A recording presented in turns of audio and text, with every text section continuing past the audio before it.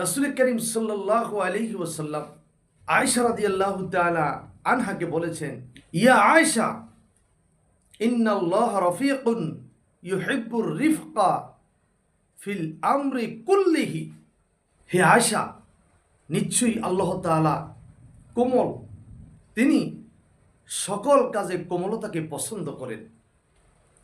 অন্য হাদিসে রাসূল করিম সাল্লাল্লাহু আলাইহি ওয়াসাল্লাম বলেছেন, ইয়া আয়েশা, লা তাকুনি ফাহিশা ফা ইন্নাল্লাহা লা ইউহিব্বুল ফুহশা ওয়াত তাফাহুশা।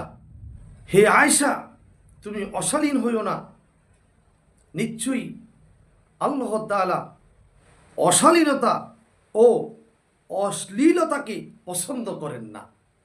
বন্ধুরা আমার, এই হাদিস থেকে আমরা কি শিখতে পারলাম? যে রাসূল করিম সাল্লাল্লাহু আলাইহি সাল্লাম মা আয়েশাকে বলছেন, আল্লাহ তাআলা ফাহিশাকে এবং অশ্লীলতাকে, অশালীনতাকে পছন্দ করেন না। আল্লাহ তাআলা কোমল, তিনি কোমলতাকে পছন্দ করেন। দেখেন, বর্তমানে আলেম সমাজ একজন আরেকজনের পিছনে কিভাবে গীবত শেখাত করছে, কিভাবে ছোট করা যায়, নিচে নামানো যায়, কিভাবে নিজের বড়ত্ব প্রকাশ করা যায়, আর শুধু গীবত গীবত গীবত। আর সামনে যারা শ্রোতা আছে তারা বলছে ঠিক ঠিক ঠিক। এই হলো আজকে আমাদের অবস্থা।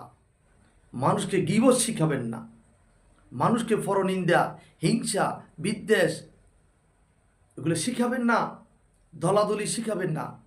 মানুষকে শিখান কোমলতা, ভদ্রতা, শিষ্টাচারিতা, মহব্বত, ভালোবাসা, সামাজিকতা, এগুলা মানুষকে শিখান।